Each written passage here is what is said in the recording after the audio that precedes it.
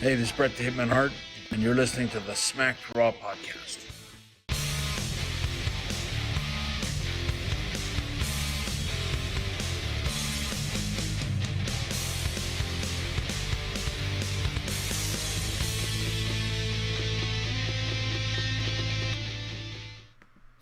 Welcome everyone to the Smack Raw podcast, your one-stop shop for all your wrestling recaps, reviews, pay-per-views, predictions, all that good stuff. We are the exclusive wrestling recap show, wrestling recap podcast for Wrestling News World.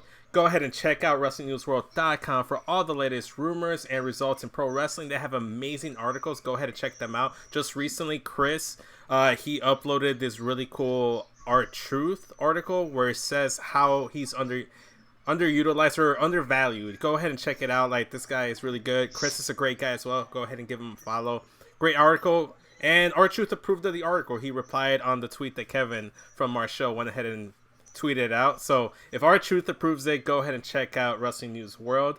You can find the show right here at youtube.com/SmackRaw podcast. I've been giving you guys the wrong webpage for like the last 2 weeks. So it is /SmackRaw podcast. You can also find us wherever you consume all your audio podcasts via our link tree, which is linktree.com/SmackRawPod. We'll have all that information down in the comment section down below in the description, making sure you know all that good stuff. Make sure to follow us on Twitter as well at SmackRawPod. You can follow me at SCSVince. You can find RN at Mr.8984. Our handles are on the screen in front of you if you're watching the YouTube or the Twitch version, whichever you prefer. It's going to be up there, but also again will be in the description. Like I said, I am SCS Vince. I'll be your host, but with me today, my other host, my co-host on the show, Mr. 8984, RN himself.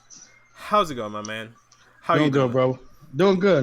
Glad to get NXT in. I feel like it's been forever since we did an NXT show after a busy week we had last week. You know what I'm saying? So yeah, glad to be home. Yeah. Recently, you guested on the Young Kings wrestling podcast, or what was it called? Yeah, it's Young Kings of Wrestling podcast. Like, shout out to CC and we it was dope. Like, it was kind of messed up because I didn't know they were in Vegas, and I looked at the invite wrong when they told me 8:00. I was thinking it was going to be Eastern, but it was really right. 8 Pacific. Ooh. So I was up a little late last night, but shout out to the Young Wrestling Kings. You know what I'm saying? That dope podcast. Give it a check out if you can. Follow them on Instagram too as well. Like, it was pretty good for sure. Yeah, I think it was who was it? Is CT that came onto the show on Raw with Kyle on Monday night, and he did a live stream. He's a very chill guy. Just based off of like the first conversation they had, I'm like, man, these guys are cool. Let me go ahead and give them a follow as well, and you guys should too. It is YK Wrestling. Yeah, on Twitter, like at YK Wrestling on Twitter. Go ahead and check them out. They're great people, great conversation to have. But yeah, let's talk some NXT, man. What did you think of tonight's show? I enjoyed it myself. There was some points where I thought they could have done a little bit better. It wasn't the best thing, but overall, the show started off hot and the show closed off hot as well. Yeah, I feel the same way. I'm glad they started off hot and ended hot. So definitely looking forward to jumping into it. Yeah, definitely. So let's jump right into it, which the first match that opened the show was the Cruiserweight triple threat match to determine who would be facing Phantasma in the Cruiserweight title finals next week. We had Drake Maverick versus Jake Atlas and Kushida. And the way we got here, obviously, as we addressed last week, all these guys ended up with the exact same record, with all of them having to win over the other person. So they had a very similar record going into this match, leading into the triple threat. I liked it because it had a lot of high-flying action and very fast pace from the get-go. There was that one point, I don't know how the fuck to call it, but it was like a bridging German suplex into like another cradle pin type maneuver. There were so many innovative things. You also saw Jake Atlas rainbow DDT. You saw some action spill to the outside. What was your favorite part of this match? It was probably that spot you just said, that the DDT into the roll-up pin or whatever the hell it was. Like, this match was it was a lot better than I expected it to be, and like I said, I still think it's a work that Drake Maverick is fired. I mean, dude, it's pretty shit. It would be pretty shitty for them to go ahead and do a worked storyline like this when people actually lost their job. You know, that's just my main thing. It's like, god damn, that would really suck. That's just bad timing. But Katie Vick and Big Show on the back of his dad's coffin. That's all I'm gonna say. Fair point. We don't want to get into that conversational piece, man. But overall, I enjoyed the match. I thought it was really good. The result of the match itself was Kushida attempting the top rope arm breaker on Jake Atlas. He hits it. Man, that shit looks rough every time. Every time I think he like snaps his arm in half. Like it looks legit like he's about to break someone's arm. Right when they land to the mat, Jake Atlas keeps his hands together, locked in, so that he can't fully hyperextend the arm for the arm breaker. But eventually, Kushida does break the grip of Jake Atlas, gets him fully extended, and at that point is when Drake Maverick, who was taken out before this whole sequence, puts his arm over Jake Atlas and covers him while he's in the arm breaker, and while he's on top of him, he's also covering up his other arm, his right arm, and gets the 1-2-3 as Kushida has the arm breaker. The bell rings, Drake Maverick wins, but Kushida is not aware of what's going on. He thinks he had won the match because he thinks Jake Atlas won. I love the finish. I'm not a fan of the result because, as you guys should know, and RN you know as well, being the fact that we do this show weekly, I am a huge Kushida guy. That's my guy. That's who I had pegged to win this match. I wasn't for the result, but the way they went about the finish was very unique, and I'm all for it. And we usually give WWE flack and other wrestling promotions flack for not capitalizing on when someone is hot. And Drake Maverick was really hot up until this tournament. He was the sentimental favorite. Everybody wanted him to win. Now he gets that win. He goes to the finals. It's a shame for Kushida because he's been in NXT, and the one big match that you can say, yeah, that was like, that's New Japan Pro Wrestling Kushida, was his match against Walter. We haven't really seen him have a high-profile feud or match since then. I kind of felt like he needed this Cruiserweight title. He felt like the right kind of guy to get the title, but maybe he will down the line. What did you think of the result, though? Yeah, I wasn't cool with the result. I mean, the finish itself was actually dope. Like, I know it was a different spin on those, like, we both pinned them at the same time type of ending, which I'm glad they did it a little bit different. So I was actually I liked it a lot. I thought it was pretty dope. But, like, again, the Drake Maverick stuff, like you said, I mean, if he's fired, he's fired. Like, why the hell is he taking up TV time for other people that could be there, or other superstars that, like you said, could use the shine? And my thing is, too, like, Kushida, like, I'm not as high on him as you are, but he is still one of the biggest stars in the world. And I always feel like they do their best to kind of like drag those guys through the dirt a little bit before they prop them back up and shine them up under their banner. You know what I'm saying? I mean, just look at others like Shinsuke Nakamura. Like, it on main roster, it's taking him a minute. He hasn't even reached the levels that he has in NXT. Asuka for a minute until recently. Kairi Sane hasn't been used that properly. Io Shirai still hasn't won the goddamn title, even though she probably should have won the Mae Young tournament where she debuted at. Overall, we'll see what happens next week. So it was confirmed Drake Maverick versus Phantasma. So after the match, Drake Maverick is by the title. Phantasma goes up to him. They shake hands. Sign of sportsmanship. I like it. It's kind of cool. Especially if it leads to where we're thinking it's going to lead to, where Phantasma is actually turns out to be a piece of shit and like gets even more heel heat by ending the career of Drake Maverick. Yes. So for that, please tell me that's what this is. For that reason, if that's the plan, I'm all for it. If Drake Maverick's going to get the title, I'm going to be like, I don't know, man. He's just going to feel like a transitional champion, similar to I love Otis, but the minute Otis started winning, I'm over here like, I mean, he already won Money in the Bank. Like, what is there to root for? You got a hot blonde that I'm never going to be able to get. like he's winning in life. Everybody is struggling here in 2020, except for Otis, who's thriving in 2020. It's kind of hard to root for a guy who's got everything going for him while everyone else is going to shit. So that's my. I really wanted to see Kushida versus Phantasma. Like, I felt like that would have been it would have been some next level finish. shit. Yeah, especially if they had the final at In Your House or whatever. Yeah, and also too, like when did Kushida stop doing the hoverboard though? I want to say right after he came back from injury. I haven't seen them really do the Yeah, that's what I'm saying. Like he's just doing that. Like I love that armbar. Like I get it, but like it doesn't look legit like for a finisher. Like the hoverboard lock was dope because he could hit it from anywhere. It was like a DDP for submission. You know what I'm saying? Like he could hit that shit from anywhere. Like I don't know. I think he should go back to that. I mean that's the reasoning you could say that's why he didn't win the match. He didn't go to his number one hold. Go to, right. And you can address that later on. So I thought that was kind of cool. We'll see what happens next week. Honestly, this just feels like when Heath Slater and Rhino just got really over and they won the inaugural SmackDown tag titles, as opposed to giving it to a team like the Usos who deserved it a little bit more. I feel like this is what this is. Unfortunately, Kushida, right place, wrong time, because Drake just got himself like all this sympathy love right now, and that's no knock on Drake. That's just the way I'm phrasing it. But yeah, next week Cruiserweight title match. That should be interesting. We'll find out who's going to be in it. Why the hell is this not on In Your House? I think they just have too many big matches, man. Too many big matches, and you had to save some big matches for TV because you are going up against AEW. You have another show. You can't just put on like a whatever show any Wednesday night. And it's that NXT doesn't like to put more than 5 matches on the takeover card. I think the most they've ever had is maybe 6. And well, my thing is though, it's a title match. Like it would be different. It's not just like another match. Like it's a title match for your secondary title. Technically, with one of your secondary titles. I don't know.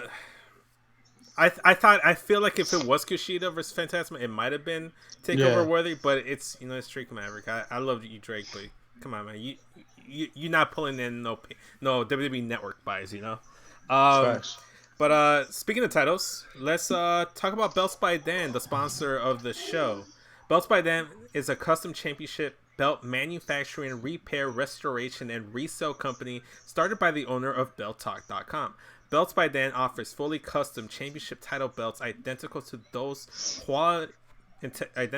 quality of those you see on television, used by major boxing, MMA, and pro wrestling companies.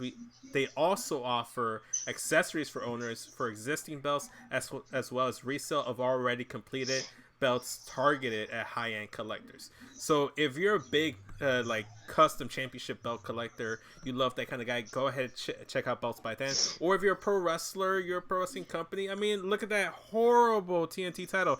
They should have went to Belts by Dan to re-customize that whole thing. That looks garbaggio. It's doo-doo butter. Don't do that. Go to Belts by Dan. They will hook you up. And if you do, let them know that the SmackDown podcast sent you. All right, let's move on. And let's talk about the Johnny Gargano Invitational. What you thought of that whole segment? I mean, it's fire. I mean, it's Johnny Gargano. Like, what else do we need to say? I mean, the heart and soul of NXT. So, sorry, I thought you were going to add more for that. That's why I went for a drink of my water, because I thought you were going to add a little bit more. But yeah, you were right. I liked how he came out. It felt like very similar to when Kurt Angle had that Kurt Angle Invitational where John Cena initially debuted. Maybe that's something they might be doing here, where Johnny Gargano keeps doing these invitationals and invites all these people that he thinks he's going to squash and just beat easily. Which, by the way, poor Adrian Alanis, or whatever his name is, who was the lucky guy and was able to like get squashed by Johnny Gargano. He's a evolved guy. I've seen a couple matches from him, but I'm not really familiar with him either. But they mentioned him on that he was from Evolve on commentary, which is one thing I like. Yeah, so they did mention that on commentary. They mentioned where he came from. He was a new up and comer, but poor guy had no chance against Johnny Gargano. Pretty easily on. He does win with the Gargano escape, or I don't know. Maybe he should change the name of that finish. He needs to change it to something else. But I like the concept. I hope that down the line, this is a method for them to introduce a brand new up-and-coming talent that we haven't seen on NXT. Or just one that they actually have that they really want to do something with, and like you said, use it as a way to. And Johnny will take the L. Like it don't matter to him, and it's not gonna hurt him one bit to take an L to an up-and-coming guy that they're really trying to put this rocket on. So yeah. I'm hoping they do move forward with it and do it a little bit more. Yeah, I'm with it. Unfortunately, this was an Adrian Alliance night. Like I said, he lost to the Gargano escape relatively quickly. After the match was the big thing because they're celebrating in the ring. Johnny's starting to put on his t-shirt back on, and you just cut to the Titantron, and there's like a picture of Mia Yim kicking the crap out of Johnny Gargano outside the ring. And once they expand from there and they pan out, you see Mia Yim and Keith Lee basically doing like a parody dinner, mocking the Garganos, this dinner promos that they've been doing. Before we get into the negative stuff, I'm gonna get into the positive stuff and say that I love that they were mocking the black and white transitions that they do by using the flashlight. That was funny as hell. I thought that was really good. I didn't like initially when Mia was like, "Oh, we about to let him have it. We about to let him have it," and then she goes into it when they went into the fully fleshed into the parody of the meal. I like that when it was Mia just trying to sound hood. I wasn't for it. But what you thought of this whole like mock like parody promo? I like the idea of it. I mean, and Keith Lee clearly is. I mean, there's nothing he can't do, comedy or being serious. Like he carried it for me. I'm not gonna completely shit on Mia like people think I'm going to. Like this is the kind of stuff. Like don't get me wrong, it was still kind of terrible on her end, but this is like this is what I want to see. Like let's see her be something else. Besides, like you said, the hood shit. Like I hate that shit. But as she got into it and stuff and everything, like you could see the chemistry between her and Keith Lee, which that helped out a lot more so than what she can do on the mic. Because I mean, as you can see, she's terrible on the mic, but. Right. Keith Lee being there, and like I said, just their natural chemistry that they have worked. And my baby Tegan had to come in. You know what I'm saying? Like, so always down for that. So a couple things that I liked was when she goes, it's like, oh, well, you're gonna pay attention, and she grabs the. I like how she grabbed like the flashlight, put it under her face, and then they transitioned into the black and white, and then she tries to get Keith to do it, and Keith's like. No, why are we doing that? Why are we going to have a conversation with each other? And then I'm going to look away, looks at a different direction with a flashlight on. No, I'm not going to do that. And then Keith tries to do it. It's like, no, I'm not doing that. And then Mia yells at him. It's like, do it. It's for the, like, basically it's like, dude, it's part of the bit. Just freaking do it. You have to do it. And then he goes into it and he starts mocking Johnny Gargano, which I thought was fantastic. Like, again, he really knocked it out of the park. And then afterwards, it's like, oh, God, I'm blind now, or whatever. Like, perfect gold. And they were talking about, oh, let's eat now. And Mia's like, well, just like Candice LeRae, I'm not gonna actually cook. I'm gonna order out. I ordered from the Gargano's Pizzeria or whatever. I think it's a real pizzeria that Johnny Gargano's dad has. I think isn't that the pizzeria that Adam Cole visited to attack his dad? Yeah. Oh, yeah. That's hilarious. I love the continuity that there's history. There's history there. I love that. And he's just like, oh, I ordered food. And this Tegan Knox that comes in. It's like, hey, here's the pizza. Sorry, I had a couple along the way. I was hungry or whatever. And then she's like, you know what? Actually, I'm going to grab one for the road. And then she grabs it and then leaves. Keith Lee goes to check the box. I'm like, there's one slice left? What am I going to do with this? And then I don't remember the rest of the promo, how I finished off. But the Garganos, you can see in the ring, they weren't having it. They didn't enjoy the mockery of the whole situation. But I thought it was really good. And what was the whole premise of it? Like, I think Keith Lee was saying and Mia Yim, they were basically saying, keep our names out of your mouth. Like, you guys want to. Well, I mean, Keith Lee pretty much said, like, you're going to pay for trying to put your hands on my girl. Mm-hmm.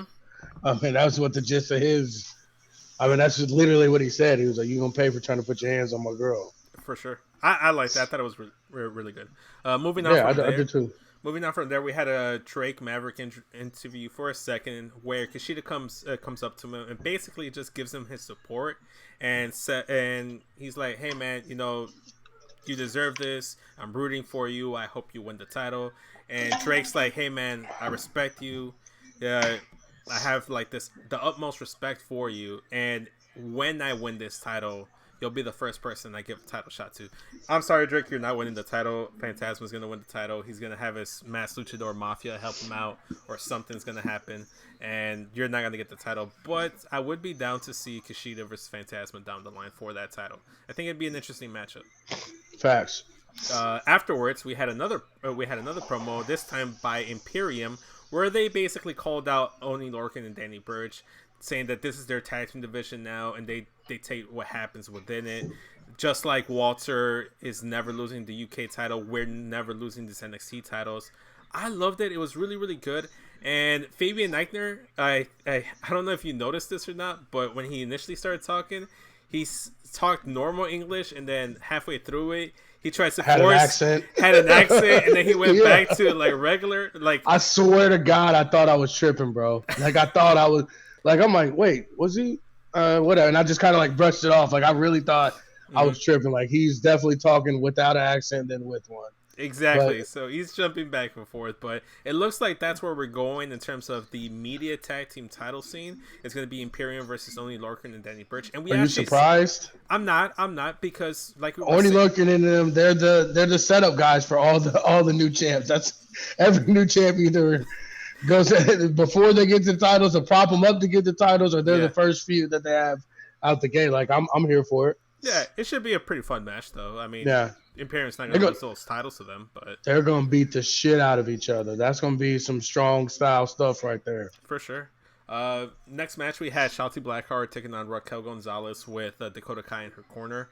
I loved the start of the match because Shotzi basically tried to tried to stick and run and attack Reina Gonzalez that way, but Reina does go ahead and use her size and power advantage to get an advantage early on. It was really, really good.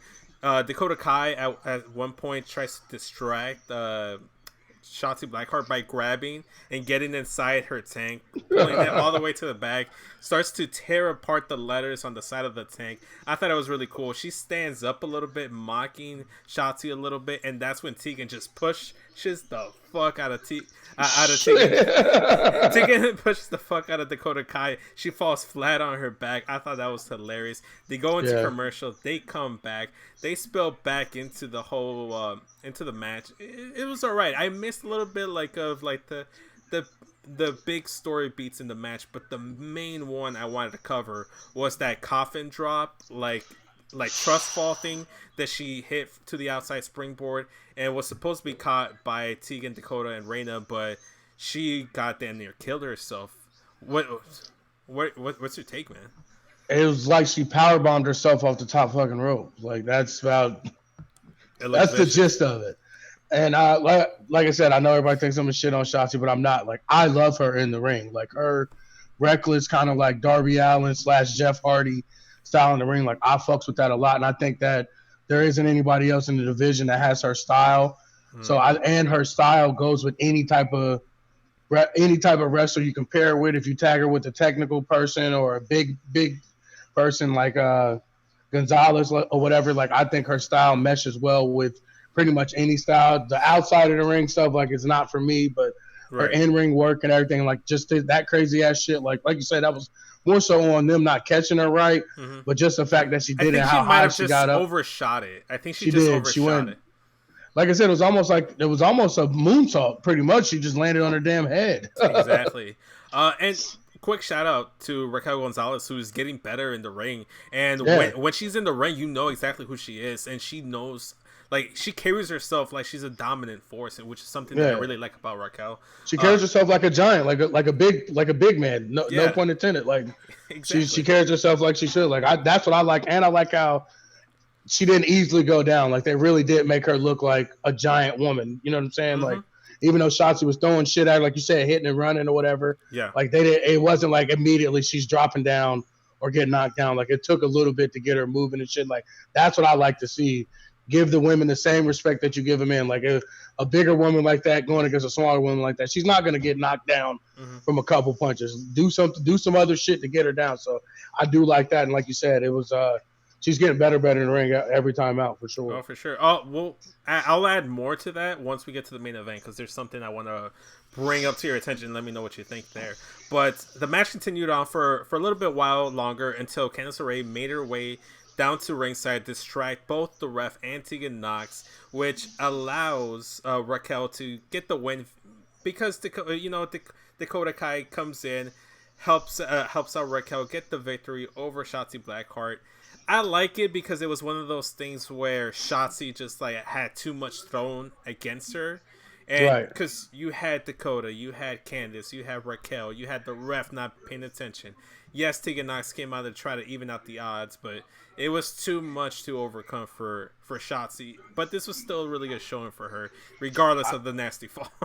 Yeah, I just hope that it's not one of those things where you know how they go, they start you off strong, then they pull you back some, like the start and stop kind of shit. Like I don't think she should have lost. Honestly, I think they should have kept her on that win streak because I think if you keep her winning, even if the odds are stacked against her, like could even been a count out win. But as long as you keep her winning, then when it gets to the point where you think she's ready to challenge for the title, you got that in your back pocket. She's undefeated. Yeah. She's no one's more deserving. You know what I'm saying? Like that's the thing about NXT and WWE as a whole that I hate, that they can't just let somebody have a winning streak. It always has to be 50-50-ish or 60-40-ish really all the time. Like, and it doesn't have to be that way. Like, and wrestling is fake anyway, motherfucker.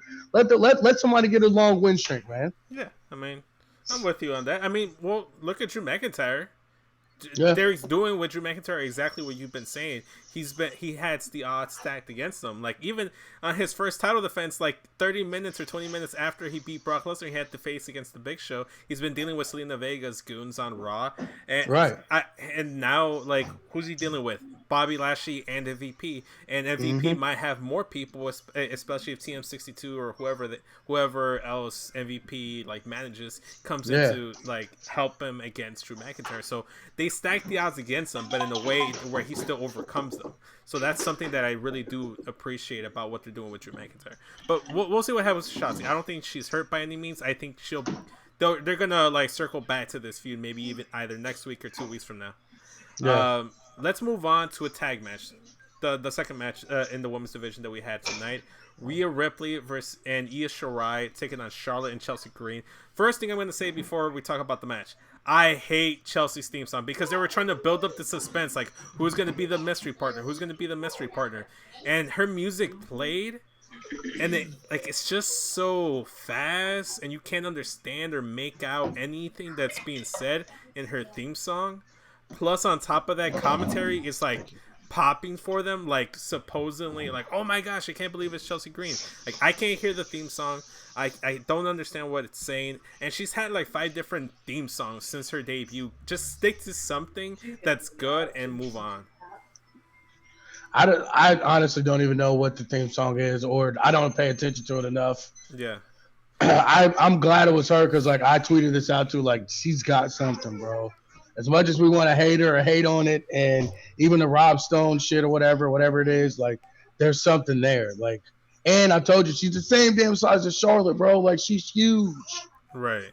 She is. She's pretty high up there in terms of height. The match was decent. I didn't think it was too great. Io saved it for me, to be honest, from becoming like just a random tag team match that you do in WWE Universe mode. It just felt really random, and the one thing I didn't like was the continuity issue.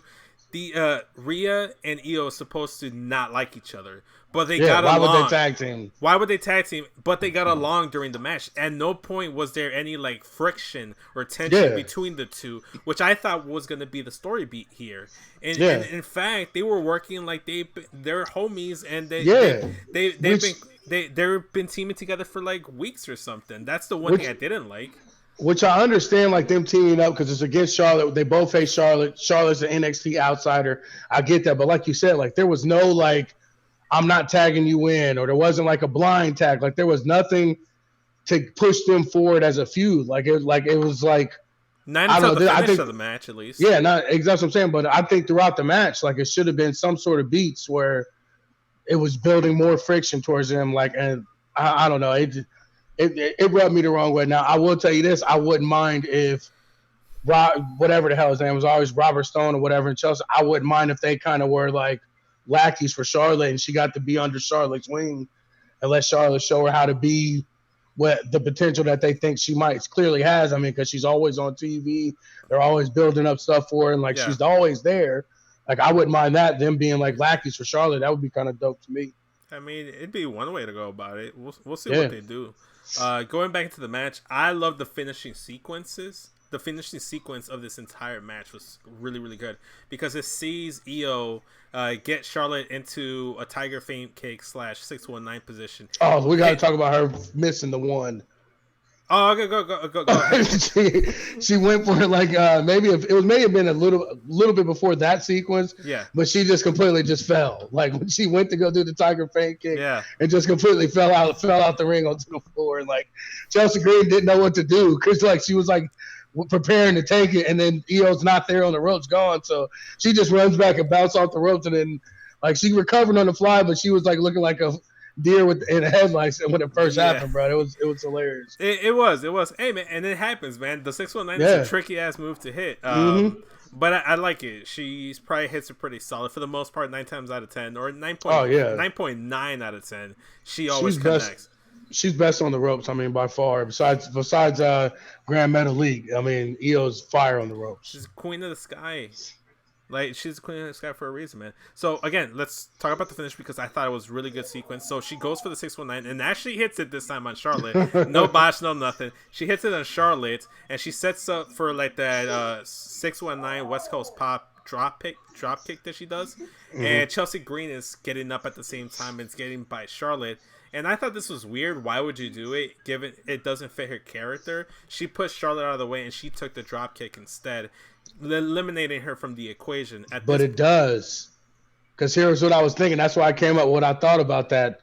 Like, you think she's just kissing up to Charlotte? Yes, and I think, and why if you're Robert, whatever the hell is, I can't never think of his name, and you're trying to get more notoriety for your brand, what better way is to save fucking Charlotte from taking the pin and get Charlotte on your side to endorse your brand? That's what I was thinking the whole time. When I thought, like, why wouldn't it, like, that wouldn't be a bad little team up. Like I said, it'll get them a little bit of a rub and have Charlotte some lackeys to kind of take on Rhea and Io, where Charlotte doesn't have to take any L's or anything like that. Like, right. Yeah, I agree. But that was just my thinking of it. Yeah, I mean, it's totally logical, man, and I could see them going that direction. I don't know if they will. But again, she hits the drop kick to Chelsea Green, takes her out of the equation. At this point, Rhea is back on the apron in her corner, and Io gets shoved into Rhea Ripley by Charlotte. Takes out Rhea. She took a nasty spill to the outside. She hit like the plaster. But that was. I mean, I know what it was. It was to take her out the match, and so she wouldn't be in the finish. But that was just way too dramatic for tiny ass Io shoving her, like getting shoved into her like that. She hit everything. She hit the steps, the barricade, the floor. Like, I'm like, damn, she pinballed. Yeah, man, she was flopping like a fucking fish, man. She was, bro. I was like, what the hell? But it was good. It was setting up what they were trying to set up. Afterwards, almost immediately, Charlotte goes ahead and rolls up Io into a schoolboy, uses the middle rope for leverage, gets the 1-2-3 on Io Shirai, gets the pin, and Chelsea Green and Charlotte Flair on the top of the stage. They're celebrating their win. And Io's just like, what? That was a kick out. I kicked out. What was happening? She's flabbergasted with the whole situation. What stands out to me is she didn't tap out. She didn't tap out, and she had to cheat to pin her too. But my issue here is, like, again, they didn't tease the friction between Io and Rhea since they're both going for the title. They're not friends. They're, as far as I know, Io is still a heel, or at least transitioning to a tweener. And they have they have friction with each other. They bump heads with each other more the other week when Rhea tried to save Io. You feel me? It's like I kind of want to see them like get into it backstage at least. But no, I totally agree. Like I said, I understand that they had a reason to team up. Yeah, I get it, but excuse me, it should have been a couple blind tags. Io refusing because she was in the match a lot. Yeah. Her refusing to tag her in, something like it should have been something to throw like fuel on their fire, their feud. And I don't know. This match was like I don't think it furthered anything. I think I like that it got Chelsea and Rob Stone or whatever the hell his name is engaged in it, because then, like I said, maybe it has somebody they can get a chance to kind of sit under Charlotte's wing and kind of learn from her. But other than that, as far as the feud, it didn't. I don't think it moved the feud along in any way, or I didn't take away from the feud, but I don't think it did anything for it either. It was. I would say, like, if this match doesn't happen, I don't feel like you're not missing anything in this feud. Right. To be honest Right. with you. And Yeah. unfortunately, that's the issue. And that's what I was saying early on when we were talking about the match. It's like, it was decent. It was all right. It wasn't a bad match. I just feel like it didn't do anything. It didn't advance or progress anything whatsoever. The only thing that I felt like saved it was Io's performance, because like you were saying, she basically was in there the majority of the match, and she helped carry, and she had all the like memorable spots, to be honest. Anything that was memorable in that match involved Io Shirai. So I don't know, we'll see, man. Well, let's talk about Johnny Gargano. He's interviewed, both of the Garganos are interviewed, and this whole interview is just basically to set up Johnny Gargano's challenging Keith Lee for that title at TakeOver. It looks like that's going to be a match that's going to happen. And Candice like, well, I don't even want to wait till TakeOver. I want Mia Yim next week. And I don't get why, but she punctuates her promo or the interview by saying that by telling Tegan Knox, by staring into the camera, that she should be ashamed of herself. I'm trying to figure out why she should be ashamed, because she took the last slice of pizza or something, or she ate the majority of the pizza. Well, then they kind of got into it though during that match though, right? Yeah. They got into it with each other during the Shotzi match. Yeah. That's what I thought. So, I mean, that's what I thought it was taken back to. But I mean, it was that was pointless. This whole promo was kind of pointless, honestly. Yeah. I mean, I feel like that should have took place when they had their original promo. Them going back and forth afterwards or whatever, but I mean, I get what it was for. Or they could have done it right after their match before they showed the Keith Lee Mia promo. Exactly. Yeah, it didn't really add too much to it, but filler. It was filler, but the only good thing that we could take from it is that we got a match set for next week because of it, and we have a match set at TakeOver because of it.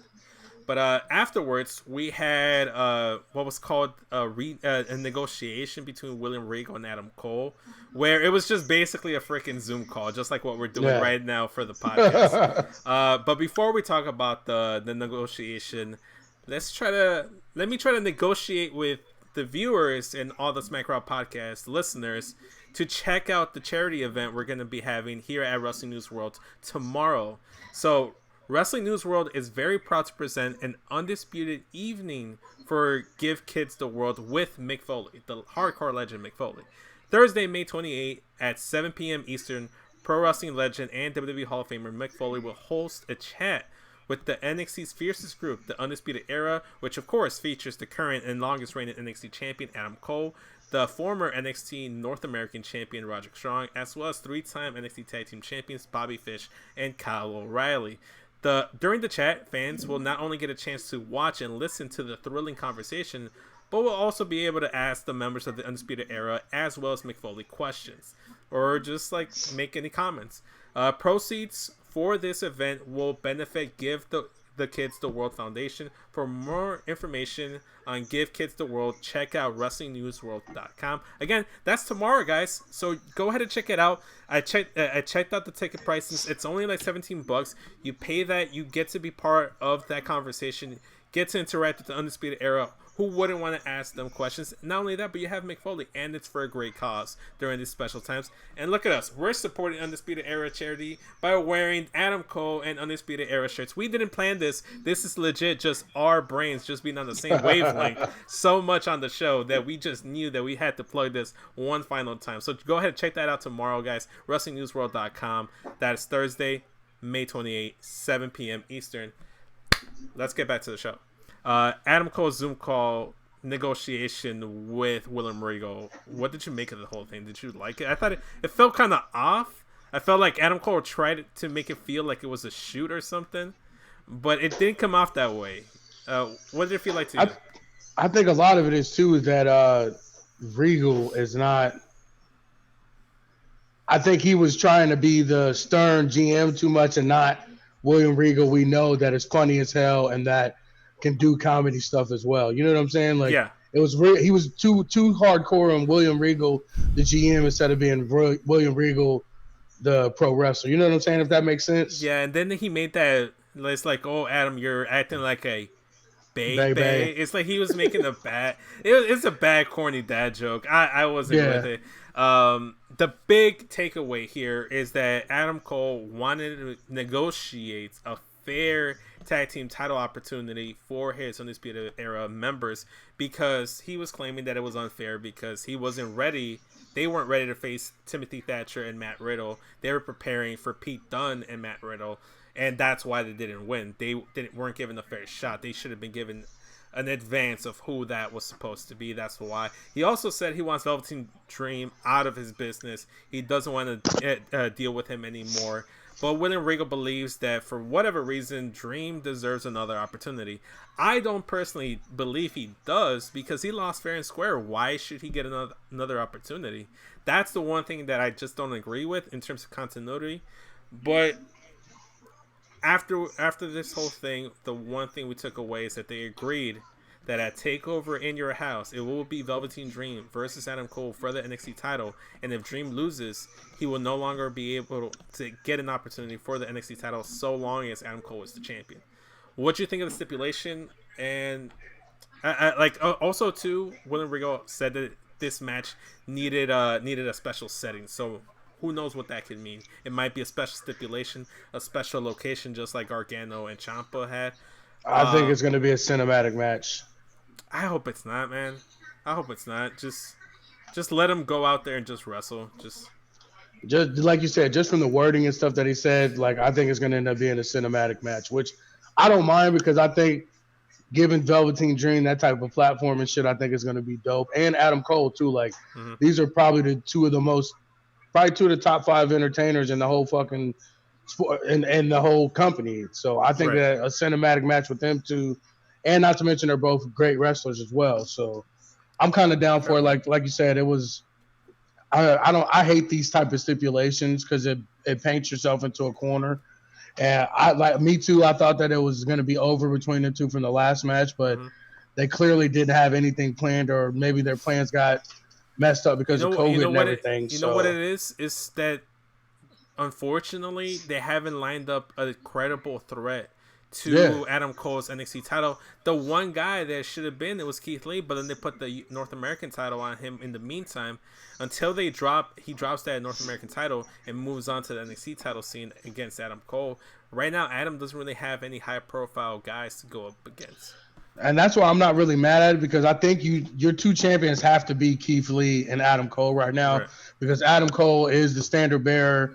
I mean, keeps the lights on, and then Keith Lee is the hottest thing you have in the whole damn promotion. So, like, I feel like him having that title is necessary. And like you said, there's not a credible threat except for Velveteen, so you can ride this out a little bit longer if you have to. Right. I think you should keep both of them the champs until we get out of this COVID shit and we actually get real fans in the building, because I don't think there's anybody else that deserves the title or that can carry the titles like Keith Lee and Adam Cole can. Well, you were talking about until we get real fans in the audience, but we did get a semblance of like a crowd experience tonight on NXT, similar to what they were doing on Raw. I thought Raw's was a little bit better, just because you were able to see more of them like interact, and because of the way they set up the stage, they were just basically on the side, and you really couldn't see them unless they were just like in the outside area.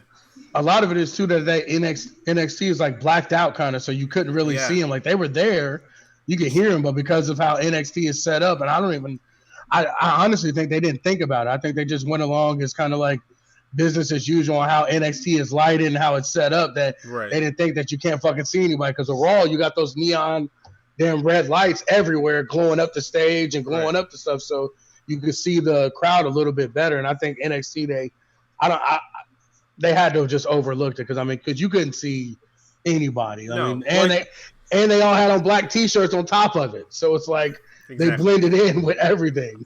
So overall, did you thought it was an improvement over NXT? Did you really miss the fans being on NXT? Do you think they added anything? I think it added to Raw. Raw made a noticeable difference, and I dug that. But for NXT, it was I don't think it added too much.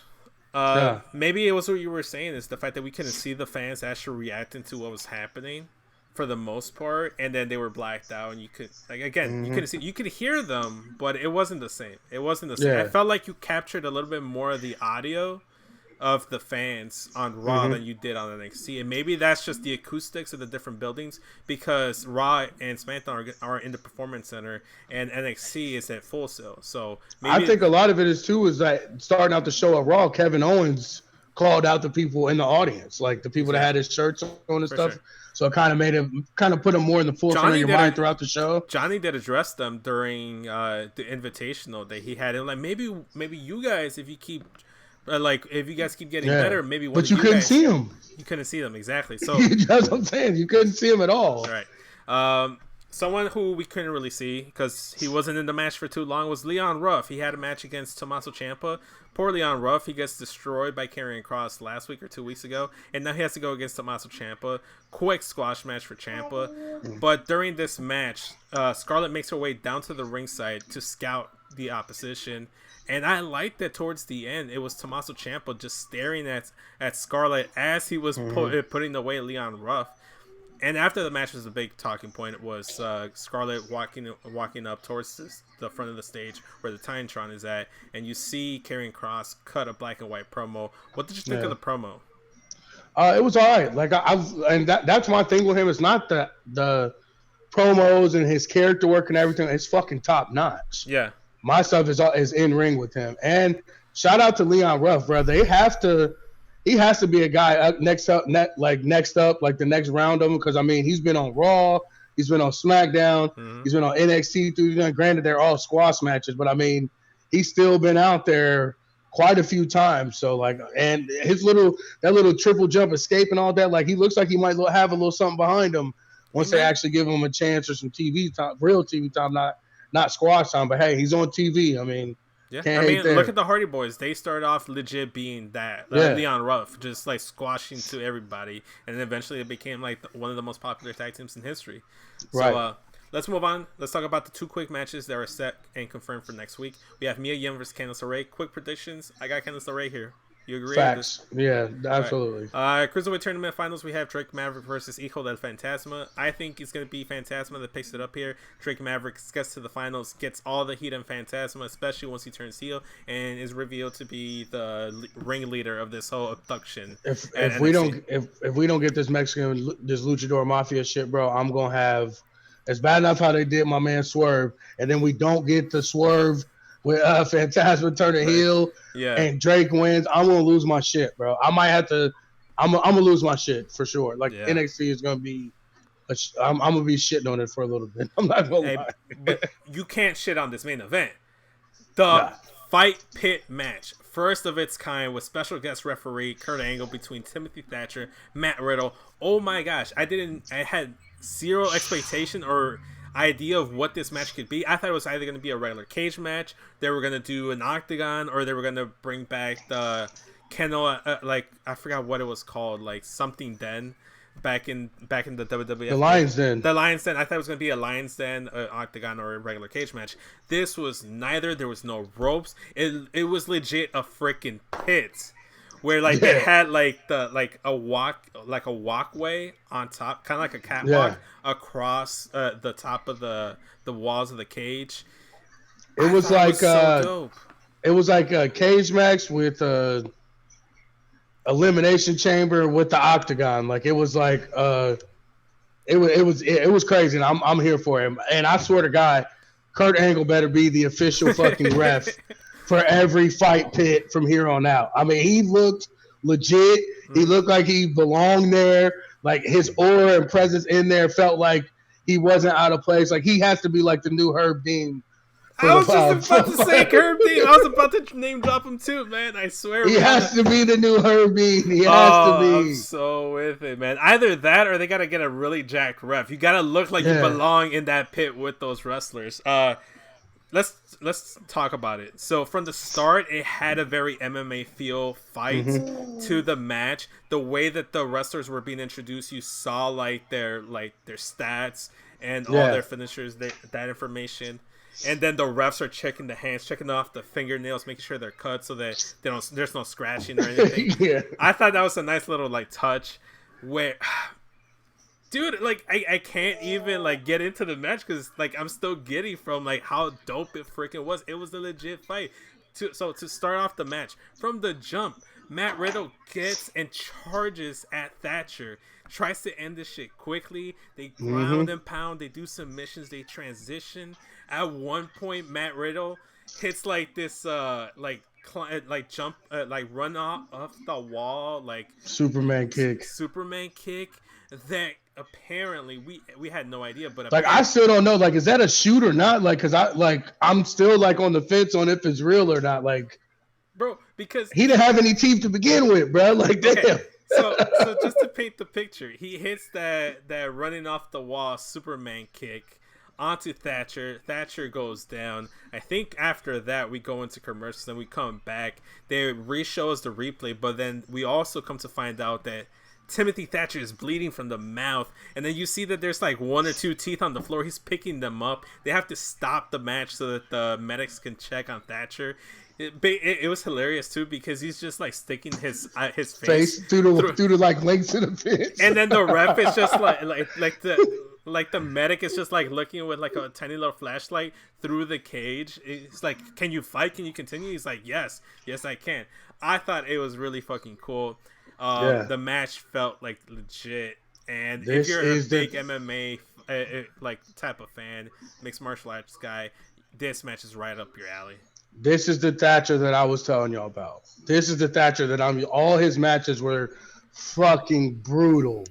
Like, technically, they start out technically sound, and then they just turn into just him slapping and kicking the shit out of each other. Crap out of each other. I told you that's what this is gonna be. There were some open palm like chops by both of them that sounded vicious, and the crowd in the background, you couldn't granted you couldn't see them, but you could hear them. Made it feel like it was like a bar fight. Yeah, or like a street fight or something. Because or you remember when you're in high school and you pick a fight with someone, then there's a group of people circling around the fight. That's how it made it feel. Even though you could see them, it felt like there was just a crowd of people surrounding the cage. My question is, what the fuck was the point of the ref on the catwalk? I think just like a different point of view. Just a different point of view. Just like, I understand the ones on the outside in case you got to open up and get in there, but the dude walking around on the catwalk, like, it did add like a different feel to it, like kind of like a real like fighting pit that they were in. But I'm like, you already had Kurt in there, like that dude was like totally unnecessary. Maybe he was there just in case things got too out of hand and out of control for Kurt, and he had to come in and help things out. What I separate him or something, maybe. Yeah, what I liked about it is that, especially when they were wrestling inside the pit and you could see the ref from the corner of the camera screen, it felt like kind of like a like security guard at a prison just walking to the top. That's what I really loved about it. It felt like a patrol officer. So at one point, the mat wrestling, we get a little bit more of that. It continues. They make their way to the top of the structure, and that was really good too because they continue the actual wrestling on top of the damn structure on the catwalk. And at one point, Matt Riddle actually tries to hit the senton bomb. He misses completely. Looked rough. He probably fucked up his back or his tailbone with that whole situation.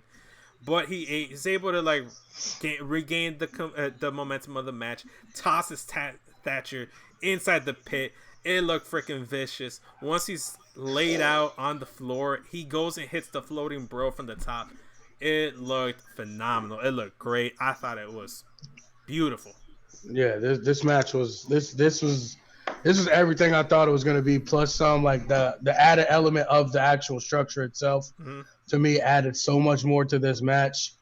I can't even say, like I said, all the shit I've been talking about Thatcher the last few weeks, and me telling y'all, hey, we haven't got to see the real Thatcher. This is the Timothy Thatcher from Evolve. He was hard hitting, fucking badass. Hard hitting, those kicks, the stomps. I mean, even that the chokehold, like, just a normal ass sleeper, but he makes it look like he's really fucking like trying to pop your top off. He's not trying to choke you out. He's trying to take your head off your damn neck. I mean, he feels and looks like a guy that's been in a lot of fights. Obviously, just let him smile at you, and you'll see that he only got like 8 teeth left, and that'll show you how many fights he's been in. So, no knee pads, no elbow pads, nothing. He's just in there in his draws. Total boss. But the ending of the match, I liked that it was really, really good because Matt Riddle gets rammed into the cage. He gets put into the rear naked choke. Matt tries to battle out by slamming Thatcher into the one side of the wall of the cage, another side of the wall of the cage. Then it finishes off his escape by just like doing a running like fall with him. He falls with him to the mat. And that's enough to break the hold. And Matt thinks he's free. Matt thinks like, okay, cool. It's sweet now. No, like literally like 10 seconds after he hits it, right away, Thatcher goes right back into the rear naked choke. And I love this little tiny detail that they don't do too many times in wrestling nowadays. It's the like raising the hand of the competitor 3 times. Yeah. And then after the third fall, like that's when the ref's like, okay, he's not responding whatsoever. I thought he was gonna raise his hand after the third one, and I didn't think the match was gonna end right there. But he passed out. Timothy Thatcher beat and submitted Matt Riddle with the rear naked choke. I didn't see this at all. I didn't see this happening at all. Like I knew that this was I automatically thought this was a win for Matt Riddle going in. Like, well, I'm not. Okay, go ahead. No. Go ahead and make your point, and I'll make my fun. No, I was just saying, like, it completely surprised me and caught me off guard. He went, like you said, like, I thought on that third one, he was going to bro up, you know what I'm saying? Fucking reverse it, either flash knees, some shit. Like, I did not see Thatcher winning this match. Like, I'm pleasantly surprised, and if all the rumors and shit we've been hearing, like, I'm ready for them to unleash Thatcher and let him beat the shit out of a lot of people on there. Right.